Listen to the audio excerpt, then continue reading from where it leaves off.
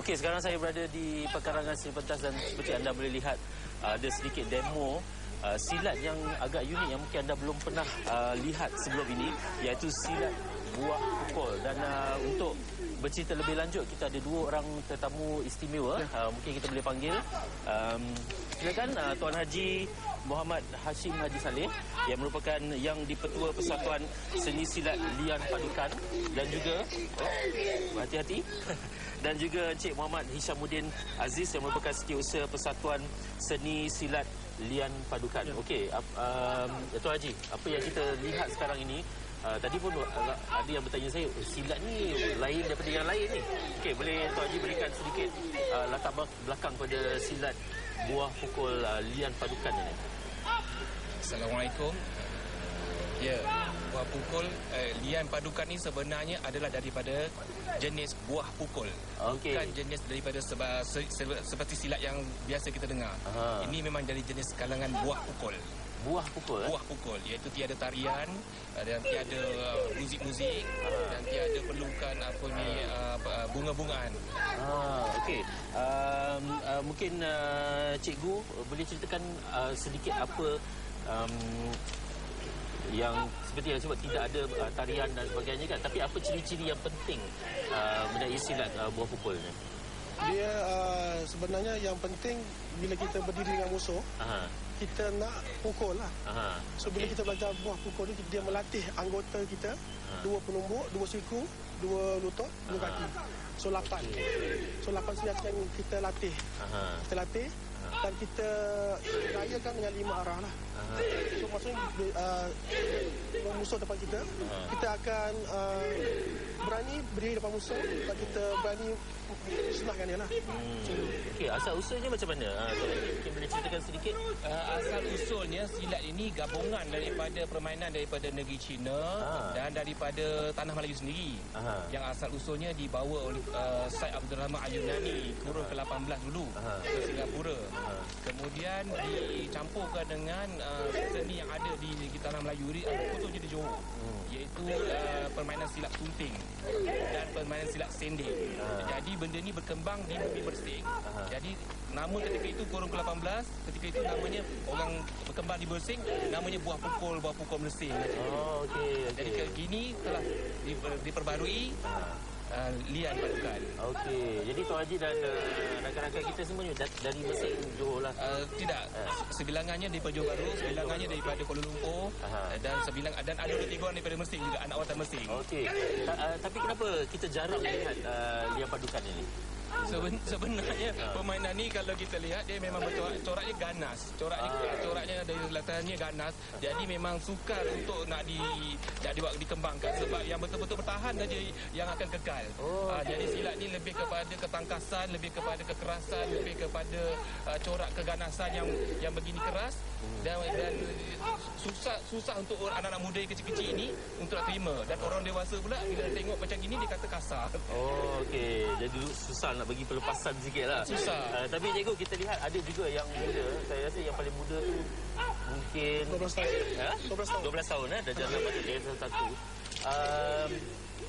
Tapi adakah sesuai untuk ataupun umur berapa agaknya boleh mula untuk berlatih? Contoh anak saya ni daripada umur 5 tahun dia rekod saya. Ni anak cikgu Okey. So kita latih dia. Ini saya kata dia latih tangan, kaki, latih dia sakit. Kita tak kuat lah, kita latih dia. Dia kena tangan tu lah, kaki sendiri. Berani berdepan dengan musuh. Ajar dia ni bezakan antara kasar dengan yang betul, yang tak baik, yang baiklah. Kita bantu dia. Wanita pun ada juga? Wanita pun kita ada cikgu-cikgu hatam yang Sri Kandi yang di belakang sana tu, ada dua. Adakah di latihan untuk wanita ni lain ataupun memang model samalah semua? Okey. Saya ada terlihat di belakang baju mereka ada tulis ni, senjata 8 gayang 5 tak Lian Padukan hilang di dunia. Okey, apa yang dimasukkan dengan kata-kata itu? Kata-kata itu memang terdapat di dalam nukil. Nukil ni maknanya zaman asal usul buah pukul ni memang nukil tu dah ada dan kata-kata tu memang dah ada di dalam nukil. Kata-kata seperti senjata 8 gayang 5. Jadi pada hari ini kita tetap kita bawa kata-kata itu ke mana juga kita pergi, sebab kata-kata itu adalah kata-kata saranan yang mengarah kita melatih senjata 8 dengan kaedah gayang 5 dengan cara 5 gaya. Senjata 8 itu yang tadi cikgu sebutkan lah. Ya. 1, 2, 3. Okey. Kita latih 1, 2, 3, 1. Okey. 8 lah. Okey. Dan satu lagi ni ada hina besi kerana karat, hina manusia tak cukup syarat. Maksudnya orang dulu tu kalau manusia zaman dulu kalau dia berdagang tu dia mesti nak bersilat dulu baru keluarga diizinkan dia berdagang. Jadi kalau orang dulu kalau berdagang tu kalau tak cukup dada, tak penuh dada, tak berani dia keluar kampung dia. Jadi maksudnya hina besi tu maknanya kalau besi karat tu kan buang-buang. Jadi kalau besi tu dia dibela dak orang macam dilangir dak orang, ibarat macam kita bersilat lah. Kalau kita tak bersilat maknanya kita ni macam hina besi berkarat lah. Dulu macam itu. Okey, untuk mempersiapkan diri dan okey. Dan setakat ni berapa ramai agaknya di seluruh negara dalam persatuan ini? Alhamdulillah baru-baru ini keahlian dah mencecah 1,000 lebih. Kalau dikira dalam tahun ni dah 1,000 lebih lah yang berdaftar, yang sudah berdaftar, yang tak berdaftar, yang kat kampung-kampung tu rasa dah lebih lagi. Okey. Dan bukan di negeri Johor sajalah, terbuka seluruh Malaysia dan kita ada sehingga ke luar negara juga. Okey. Selalunya mungkin seni mempertahankan diri ini kebanyakannya digunakan secara seremoni ataupun untuk majlis saja kan. Tapi Liang Paduka ni saya lihat boleh dipraktikkan dalam kehidupan seharian kalau ada sebarang ancaman, ya cikgu. Ya betul, memang kita sebab itu kita tak ada tali, kita tak ada macam guling baring-baring, so kita basically kita ringkas, dia padat, dia laju, kita buat suara pantas keras. So kita punya tujuan tu maksudnya musuh di depan tu akan terus kita habiskan lah.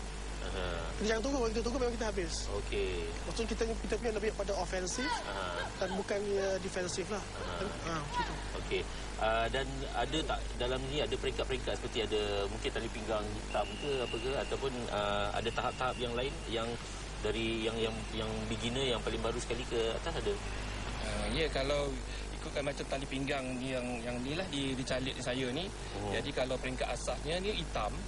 Okey, hitam warnanya lah. Peringkat kedua merah, peringkat ketiga hijau, peringkat empat kuning dan seterusnya. Sebelum dia katam dia mesti melepas peringkat putih.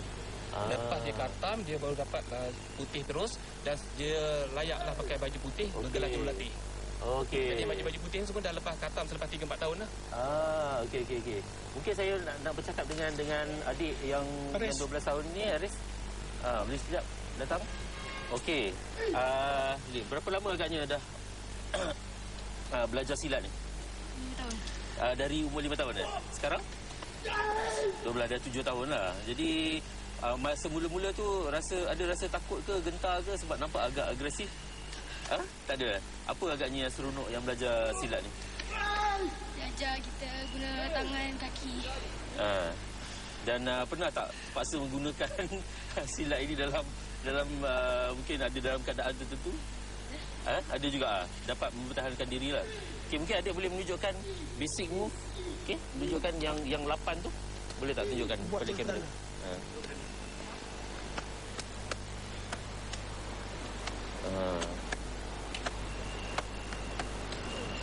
Okey, tembak lian.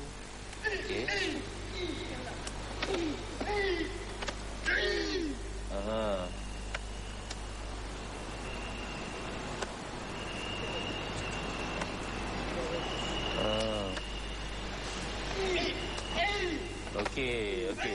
Sekarang dia ni dah di tahap mana? Tahap mana? Warna apa? Putih. Warna putih dah? Wah, dah sampai habis saja? Tidak habis. Okey, maknanya dia pun boleh Dah 5 tahun. Dah 5 tahun. Dah boleh juga melatih lah. Peringkat dia lah. Okey, peringkat dia. Okey, ada tak rakan-rakan lain yang turut serta? Tak ada. Tak ajak kawan-kawan ikut sekali. Ajak lagi dia tak nak. Dia tak nak. Kenapa agaknya? Takut agak sukar jugalah. Pernah alami sebarang kecederaan tak? Tak pernah. Okey. Okey, terima kasih diucapkan kepada Cik Aris. Tuan Haji, saya nak tanyalah apa agaknya risiko ataupun mungkin dia takut mungkin cedera ke apa ke ataupun Dia tak dinafikan, saya sendiri pun jari saya pun masa saya belajar tu pun cedera. Okey. Jadi saya jari saya ni pun tap. Saya sendiri pun mengalami kecederaan. Memang tak nafikan. Yang Cikgu Ishan Jayan pun mengalami kecederaan juga. Dan Cikgu Hazmi pun bergaya-gayanya. Jadi memang corak permainan macam ginilah kita tidak. Inilah yang kita latihkan, inilah yang kita ajarkan, inilah yang kita belajar dan inilah yang kita buat permainan dan ini yang kita gunakan nanti masa street fighting. Memanglah ada lah kalau dalam seni mesti ada cedera sedikit.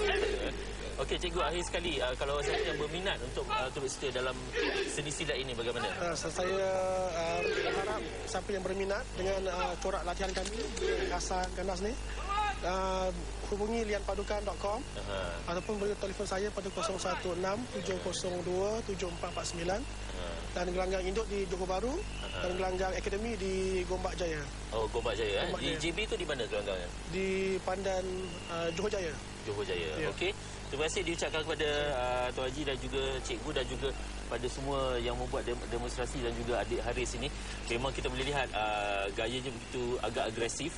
Bukan cara-cara orang boleh ikut turut serta, tapi saya rasa seni ini boleh digunakan dalam kehidupan seharian kalau diancam dan sebagainya. Dan kalau anda ingin maklumat lanjut, lianpaduka.com. lianpadukan.com boleh layari .com. Okey, lianpadukan.com. Terima kasih sekali lagi diucapkan kepada Tuan Haji dan juga Cikgu. Terus stay bersama kami dalam Malaysia Hari Ini.